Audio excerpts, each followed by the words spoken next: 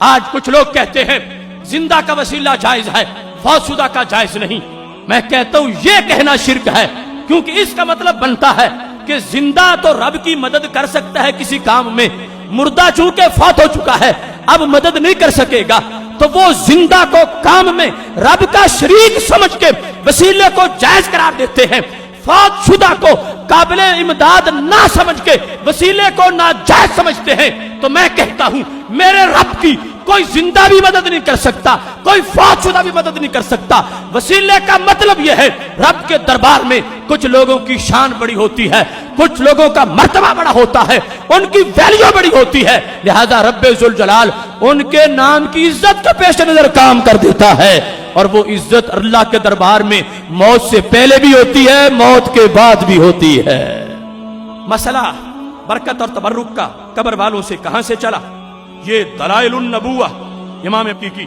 جلد نمبر 1 ہے، صفحہ نمبر 284 ہے۔ حضرت امام ابو العالیہ یہ کہتے ہیں، جو مدار ہیں سندوں کا اور مفسرین کے امام ہیں، وہ کہتے ہیں لما افتتحنا تستر، جب ہم نے تستر شہر کو فتح کیا، یہ اس وقت علاقہ ایران کا کہلاتا تھا، عراق العجم، اس میں تستر کو جب ہم نے فتح کیا تو کہتے ہیں وجدنا فی بیت مال الہرمزان سریرن، جو بادشاہ کا سب سے بڑا مرکز تھا اور اس کا جہاں خزانہ تھا، وہاں ہم نے ایک چارپائی دیکھی، علیہ راجل میت،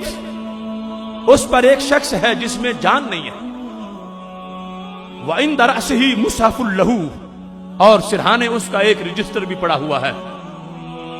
کہتے ہیں وہ شخص جب ہم نے چارپائی پہ لیٹا ہوا دیکھا، فَحَمَلْنَاهُ إِلَىٰ عمر بن خطاب رضی اللہ عنہ، ہم اٹھا کے لے آئے سیدنا عمر رضی اللہ تعالیٰ عنہ کے پاس۔ راوی سے پوچھا گیا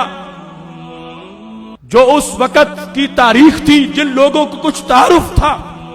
کہ یہ کس کی چارپائی ہے، لیٹا ہوا کون ہے، یہ کرتا کیا ہے، اس کو صدیاں کتنی گزر چکی ہیں، تو کہتے ہیں وہ شخص تھے حضرت دانیال علیہ السلام، وہ ان کا جست اطہر تھا،